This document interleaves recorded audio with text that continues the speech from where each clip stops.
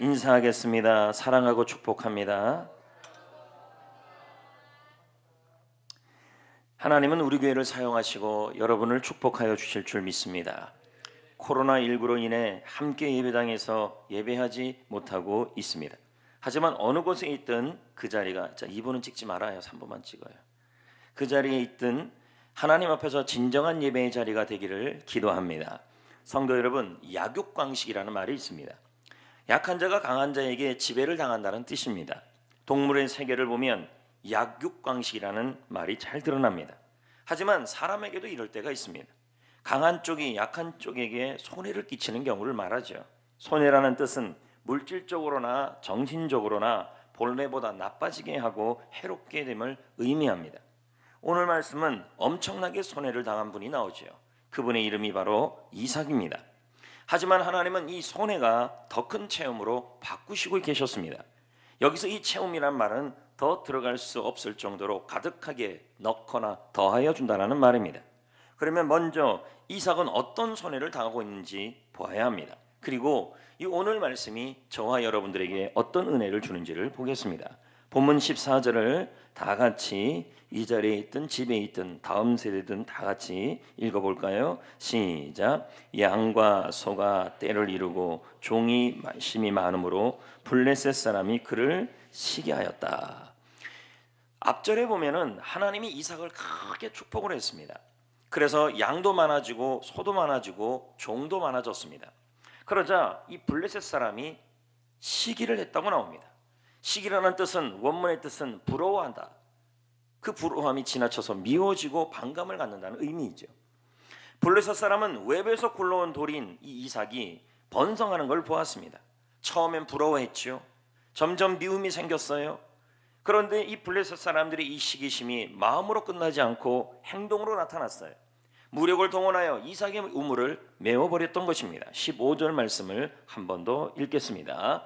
그 아버지 아브라함 때에, 자 그럼 제가 읽어요. 그 아버지 아브라함 때에 그 아버지의 종들이 판 모든 우물을 막고 흙으로 메웠다. 이렇게 나와요.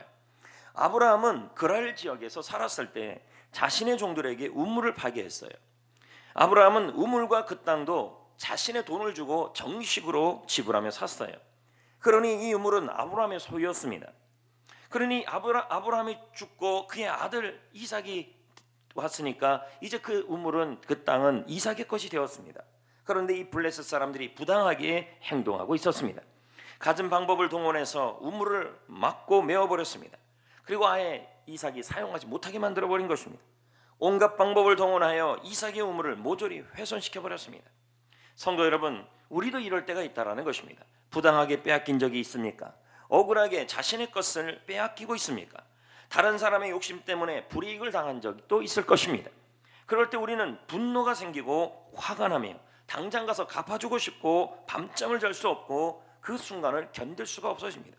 그런데 더 억장이 무너지는 것은 이 블레셋 왕 아비멜렉이 찾아와서 이렇게 말하는 겁니다. 너는 우리보다 잘 되고 있으니까 우물은 그대로 두고 넌 떠나가라. 너의 땅도 그대로 두고 떠나가라. 이거 다 내가 가져버리겠다. 이삭은 우물을 다 빼앗겼습니다. 그런데 이제는 땅까지 두고 가라고 말하고 있는 것이었습니다. 이삭은 말 그대로 막대한 손해를 보고 있었습니다. 성도 여러분, 사업상 거래에서 상대방에 속아서 우리는 돈을 날릴 때가 있습니다.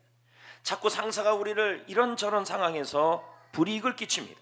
회사에서는 부당한 대우를 당하고 가족들끼리 손해를 당하는 경우도 있습니다.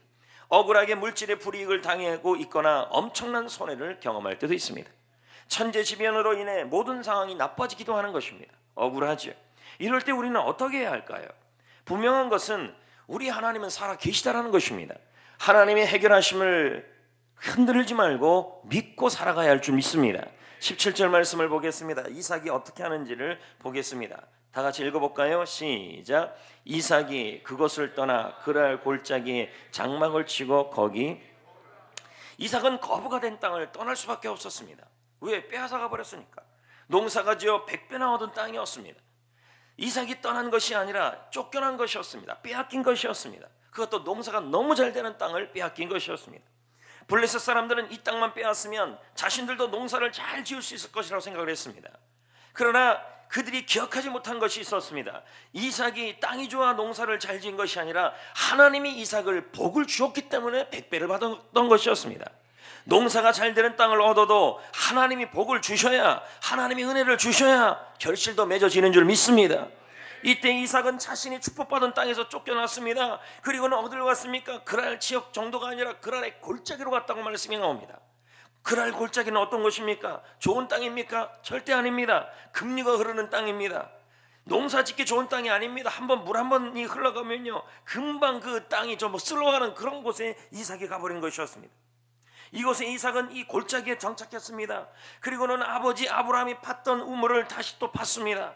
이삭은 손해를 보았다고 포기하는 인생이 아니라, 그만두는 인생이 아니라 다시 일어나고 힘을 내고 또 다시 파는 인생이라는 것입니다.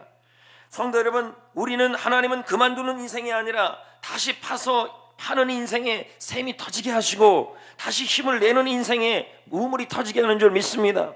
반면에 블레셋은 반대입니다. 이 블레셋 사람들은 우물을 파는 인생이 아니라 우물을 메우는 인생인 것이요, 아브라함의 우물을 메웠고 앞길을 자꾸 막은 것입니다. 빼앗은 것입니다. 이삭의 우물도 덮어버린 것입니다. 성도 여러분, 이와 같이 남의 앞길을 자꾸 막는 사람은 자신도 막히는 인생이 될 겁니다. 남의 인생에 손해를 끼치는 사람은 결국 자신도 손해를 입게 되는 것입니다. 왜요? 우리 하나님은 분명히 이 상황을 보시고 아시기 때문인 것입니다. 신명기 27장 19절 말씀 이렇게 나옵니다. 객이나 고아나 과부의 송사를 어떻게 하는 사람은요, 억울하게 하는 자는, 앞에 걸 두고라도 이들은 뭐예요? 가장 억울함을 많이 당하는 사람이, 어떻든 억울하게 하는 자는 뭘 받을 것이다. 모든 백성은 아멘 할지니라. 지금 이렇게 말씀하고 있는 겁니다. 남을 억울하게 하고 남을 빼앗고 손해를 끼치게 되면 결국은 저주를 받는다는 말은, 원문의 뜻은 줄어든다는 말이에요. 점점점 줄어든다. 남에게 손해를 끼치는 사람은 결국 하나님이 그의 소유를, 그의 인생을 점점 감소하게 하고 줄어들게 한다. 이게 하나님의 말씀인 줄 믿습니다.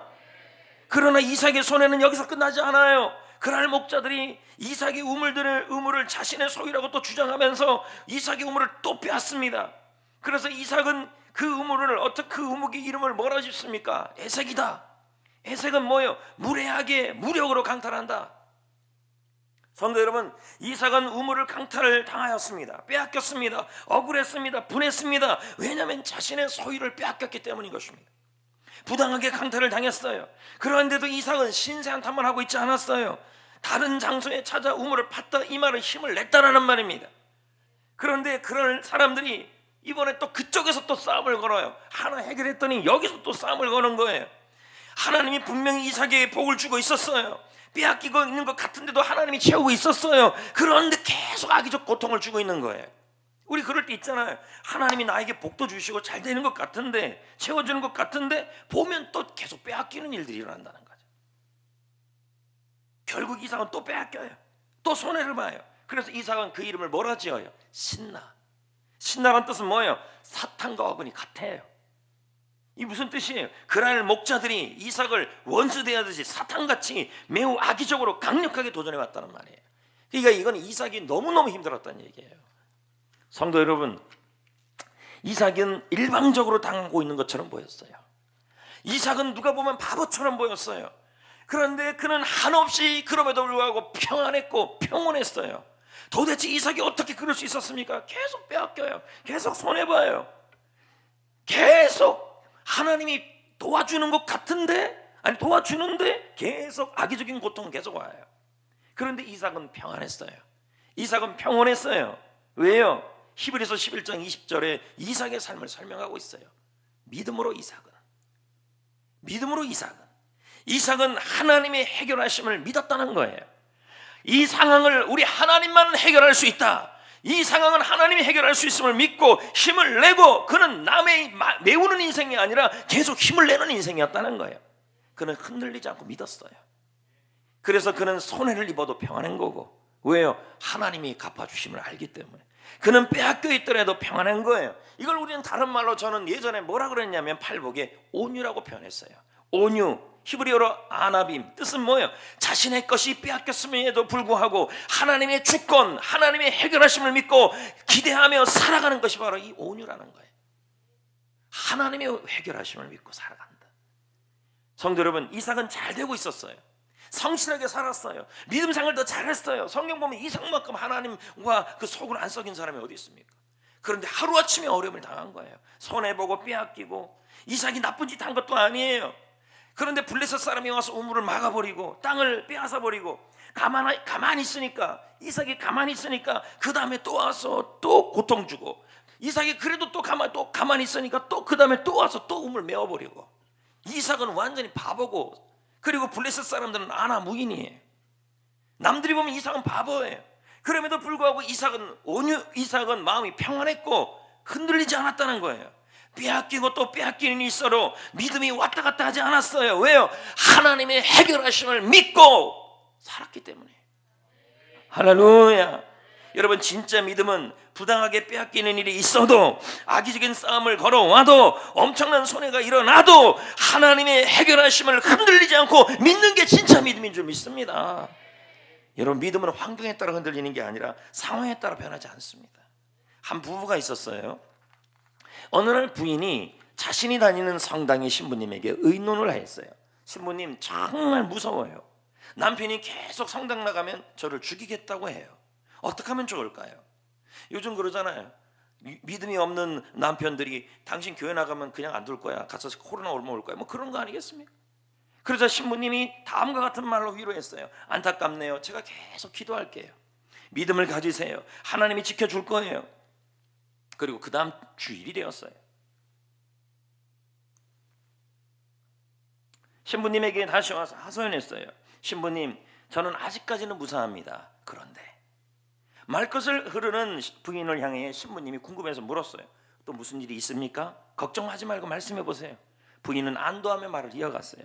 어제 남편이 또 협박했어요. 만약 제가 계속 성당 나가면 이번에는 신부님을 죽이겠답니다. 이 말을 들은 신부님이 곧바로 대답했어요. 그래요? 그렇다면 다음 주일에는 저 건너편에 있는 교회 가세요. 지금 웃기려고 하는 얘기예요, 이게요. 환경에 따라 지금 달라지는 거예요, 믿음이요. 성도 여러분, 손해를 당하는 일이 있어도 하나님의 해결하심을 흔들지 말고 믿는 게 진짜 믿음이에요. 왜냐하면 흔들리지 않는 믿음에 하나님은 더욱 채워주시고 더욱 넘치게 갚아주는 분이신 줄 믿습니다. 아브라함은 100세나 되었습니다. 아내도 아이를 낳을 수 없는 상태였어요. 그러나 하나님은 약속해요. 반드시 내가 자식을 줄 것이다. 내가 그 자녀를 통해 큰 민족을 이룰 것이다. 아브라함과 사라는 그 약속을, 그 말씀을, 그 하나님을 흔들리지 않고 믿었습니다. 그리고 힘을 낸 거예요. 로마서 4장 20절, 히브리서 11장 11절, 믿음이 없어 하나님의 약속을 의심하지 않고 믿음으로 견고해져서 하나님께 영광 돌리며 약속하신 그것을 또한 능히 이루실 줄을 확신하였노니. 히브리서 11장 11절, 믿음으로 사라 자신도 나이가 많아 단산하였으나 잉태할 수 있는 힘을 얻었으니 이는 약속하신 일을 미쁘신 줄을 알았습니다. 이건 뭐예요? 어떤 상황에서도 흔들리지 않는 믿음이었다는 거예요. 주님은 그 믿음을 보시고 해결해 주셨다는 거죠. 히브리서 11장 12절, 이러므로 죽은 자와 같은 한 사람으로 말미암아 하늘의 허다한 별과 또 해변의 무수한 모래와 같이 많은 후손이 생육하였느니라. 언제 이런 일이 일어났습니까? 아브라함과 사라의 흔들리지 않는 믿음이었다는 거죠. 하나님의 해결하심을 흔들지 않고 믿을 때 하나님은 그 믿음을 통하여 일하신다는 거죠.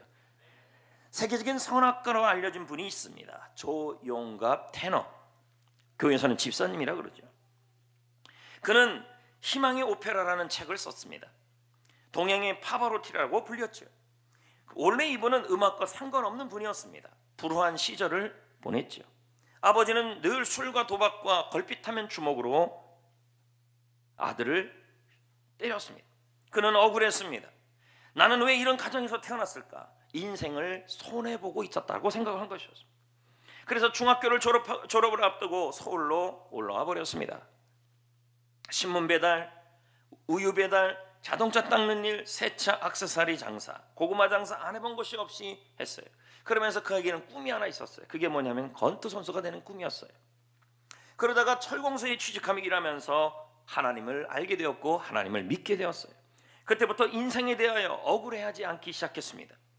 그리고 교회를 다니면서 찬양을 인도했는데 목소리가 너무 좋았던 거예요. 담임 목사님이 말했습니다. 자네 권투 선수 하지 말고 음악을 전공해보면 어떨까? 어떻겠냐? 그래서 그는 자신의 꿈을 성악으로 잡았습니다. 하지만 레슨 받을 돈이 없었습니다.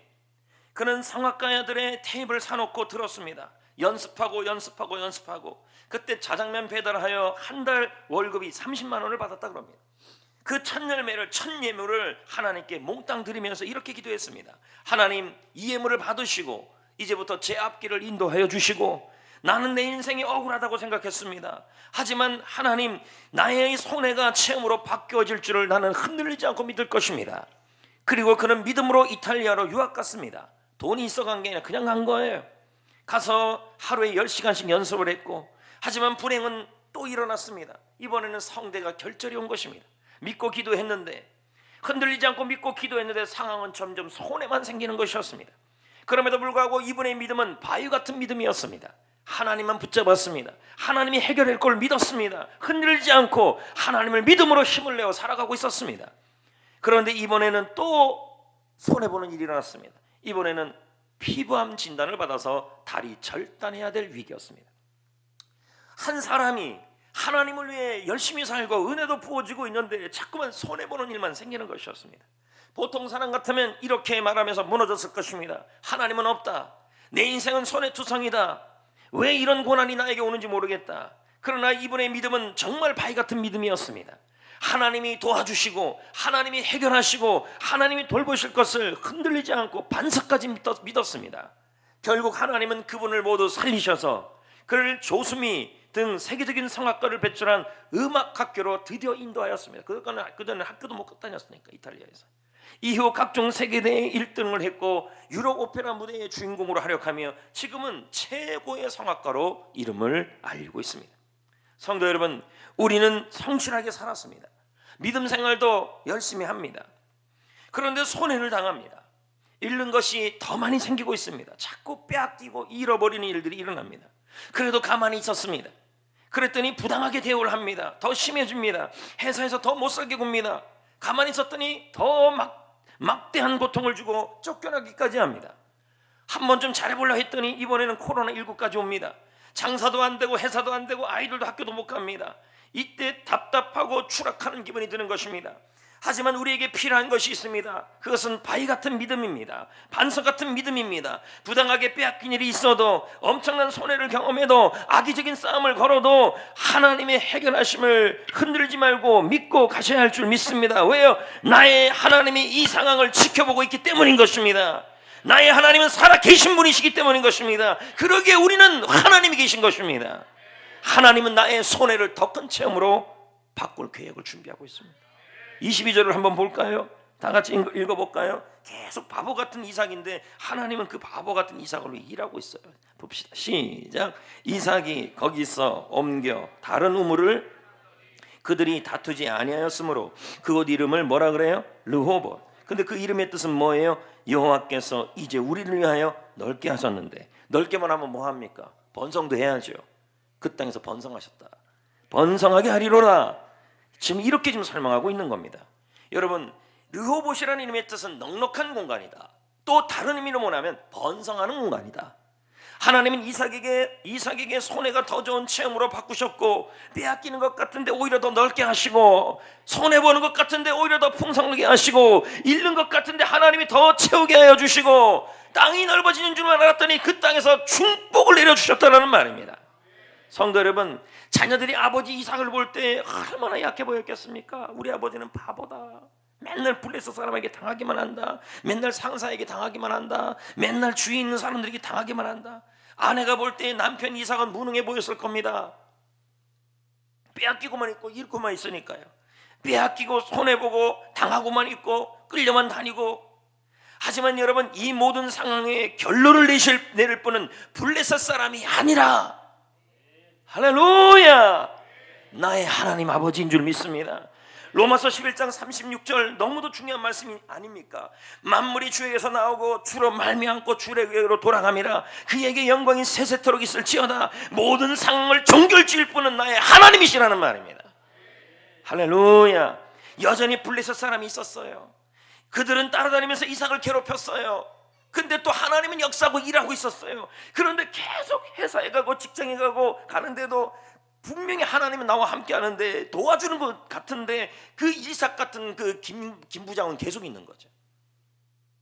박 부장은 계속 있고 계속 괴롭혀요. 이제 이삭은 르호봇에서 멈추지 않고 아버지 아브라함이 하나님을 만났던 장소로 갑니다. 그것이 어디예요? 브엘세바입니다.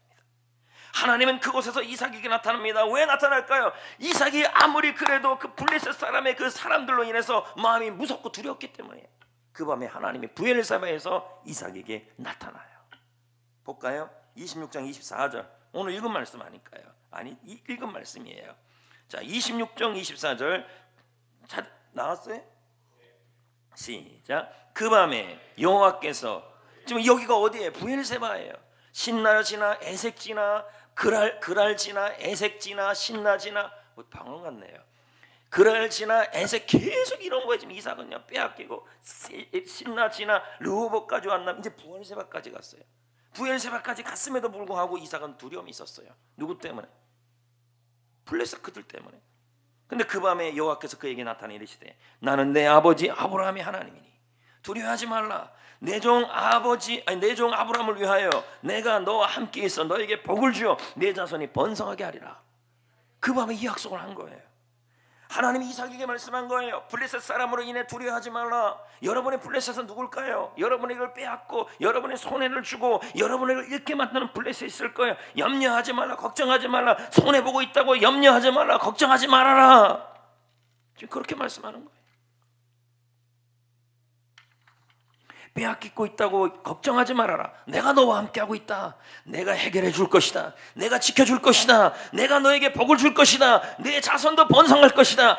너는 이 약속을 흔들리지 말고 믿고 있기만 하라. 두려워하지 말고 믿고 있어라. 이 말이에요. 이삭이 그러니 마음이 평안이 오죠. 결국 이 싸움은 누구와 누구의 싸움이에요? 블레셋과 하나님과의 싸움이지 이삭과 블레셋의 싸움이 아니라는 얘기죠. 우리가 믿을 때 하나님과 블레셋의 싸움이 되지. 우리가 하나님의 이 해결하심을 믿지 못하면 누구와 누구의 싸움이 되면 이삭과 블레셋의 싸움이 되어버린다는 거죠. 그래서 더 놀라운 일이 일어나요. 그동안 이삭을 괴롭혔던 블레셋 왕과 군대 장관이 찾아와요. 이삭이 이들을 찾아온 것이 아니에요. 이들이 이삭을 찾아온 거예요. 과거에 이들은 이삭을 떠나게 한 사람들이었어요. 이삭에게 손해를 준 사람이었어요. 그런데 이들이 이삭을 찾아와요. 이삭이 말해요.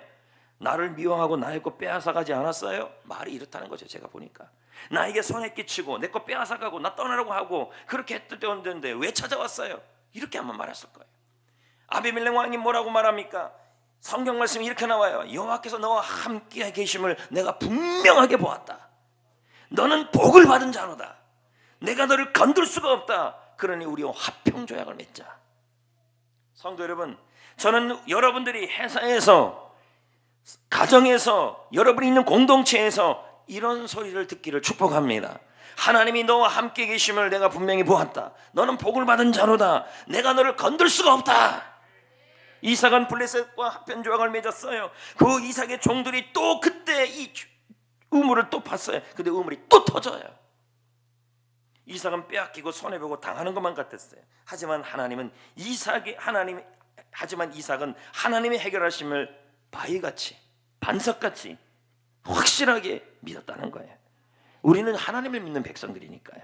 그러자 하나님이 그에게 르호봇의 은혜를 주시고 더 나아가 브엘세바의 은혜도 주셨어요. 계속해서 빼앗기고 손해보는 이삭에게 하나님은 계속해서 채워줬어요.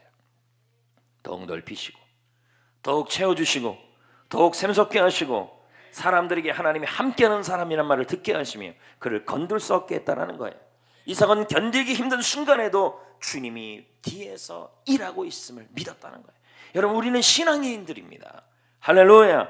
마태복음 5장 5절은 확실합니다. 온유한 자는 복이 있나니 하나님의 해결하심을 믿는 사람은 복이 있나니 하나님이 함께 하시니 그들이 땅을 기업으로 받을 것이라. 더욱 넓어지고 더욱 채워주고 할렐루야 갚아주신다 이 말이에요. 여러분, 저는 한 사람을 또 소개하려고 합니다. 사목교회 김철호 집사. 이분은 인삼제조회사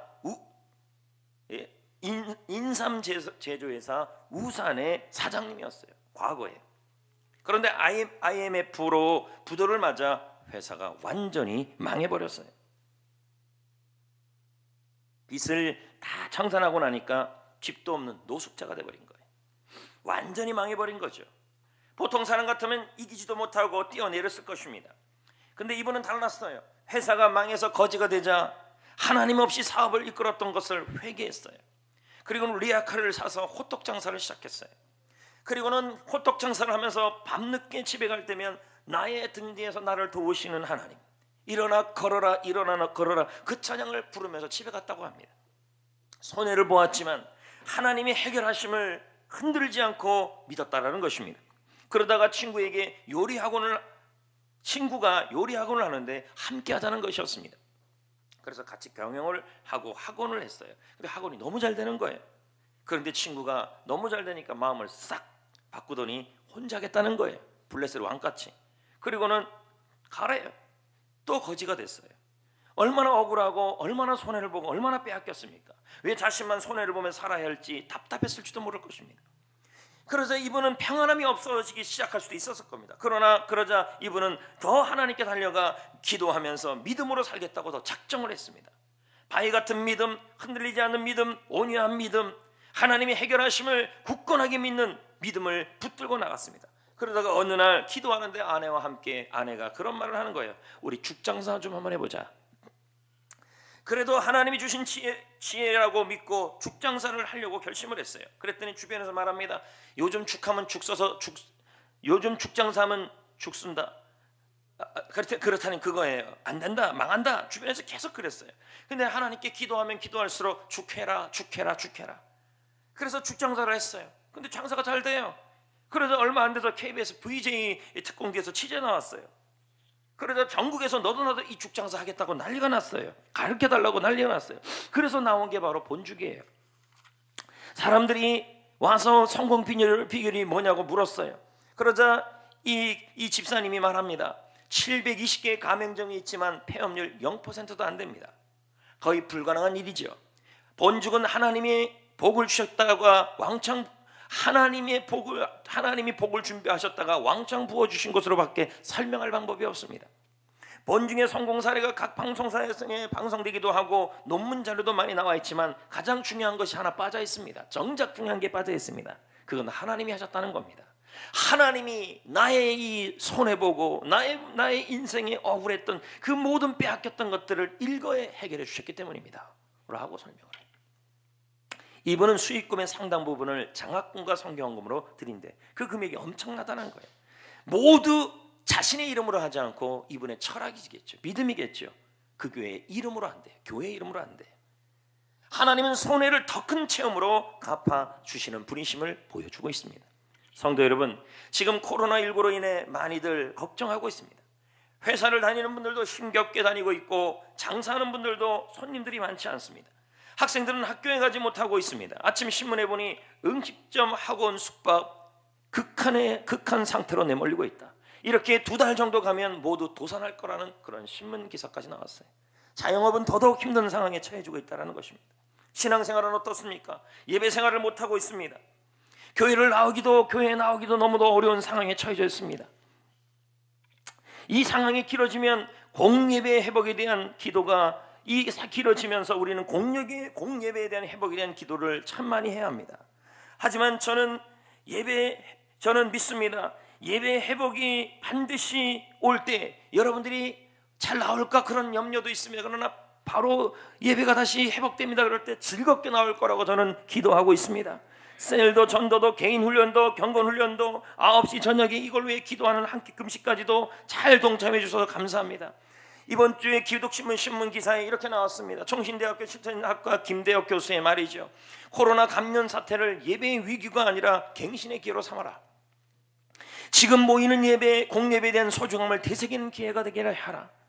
흩어지는 예배는 모이는 예배에서 그 힘을 찾을 수 있다. 이 말은 뭐예요? 지금 우리가 가정 예배를 드리고 있죠. 가정에서. 그러나 이건 정말 전염병 상황에서나 드리는 것이 혹시나 제 마음의 우려는 나중에도 생방송이나 영상 예배가 당연시되는 분위기가 돼서는 안 된다는 거예요. 왜 그러냐면 흩어져서 드리는 그 가정에서의 예배들은 공예배에서의 수원제에서부터 시작된다는 게 이게 교회 역사예요.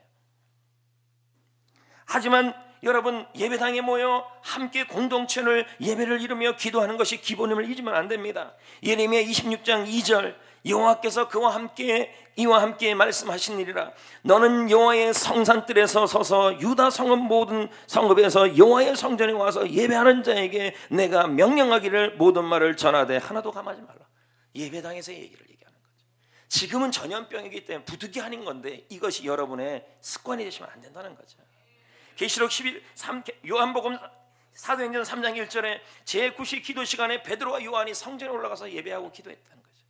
계시록 11장 1절에 주님이 뭐라 그럽니까? 계시록에 말세에 대한 얘기를 하면서 내게 지팡이와 같은 칼대를 주며 말하기를 일어나서 하나님의 성전과 제단과 그 안에서 경배하는 자들을 측량하라. 재라, 수를 세라. 예배당에 나오는 사람을 기억해라, 이 말이에요. 지금은 전염병이니까 어쩔 수 없지만 궁극적으로는 예배당에서 예배하는 것, 사람들의 수를 주님이 측량하겠다는 거죠.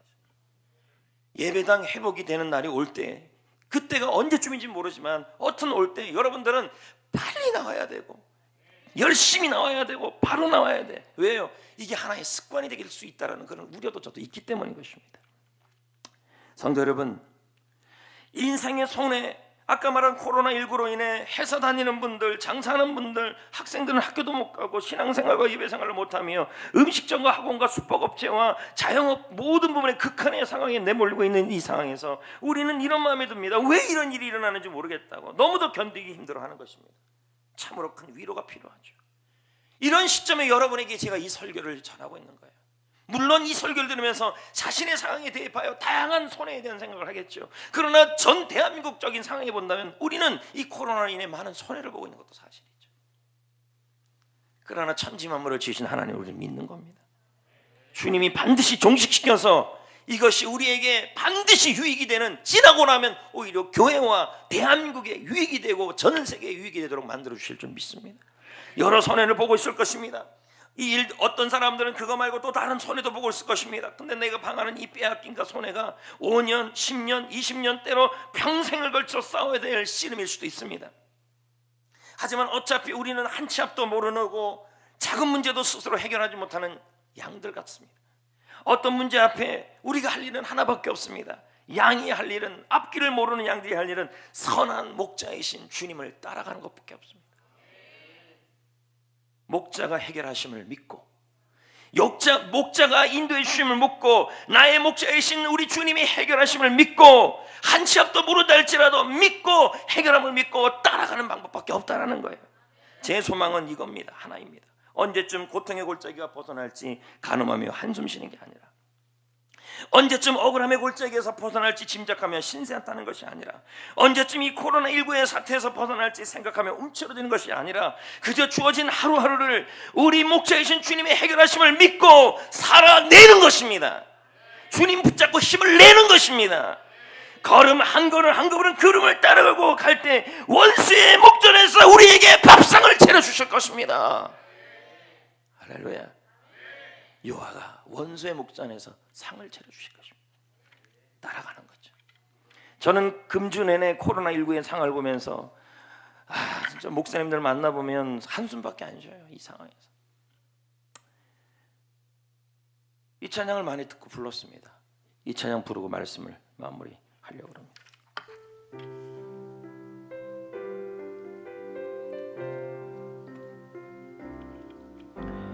왜 나만 겪는 고난이냐고 불평하지 마세요. 고난의 뒤편에 있는 주님이 주실 축복 미리 보면서 감사하세요. 너무 견디기 힘든 지금 이 순간에도 주님이 일하고 계시잖아요. 남들은 지쳐 앉아 있을지라도 당신만은 일어서세요. 힘을 내세요. 힘을 손잡고 계시잖아요. 주님이 나와 함께함을 믿는다면 어떤 역경도 이길 수 있잖아요. 2절 다 같이 불러봅니다. 왜 이런 슬픔 찾아왔는지 원망하지 마세요. 당신은 잃은 것보다 주님께 받은 은혜 더욱 많음에 감사하세요. 너무 견디기 힘든 지금 이 순간에도 주님이 일하고 계시잖아요. 남들은 지쳐 앉아 있을지라도 당신만은 일어서세요. 힘을 내세요. 힘을 내세요.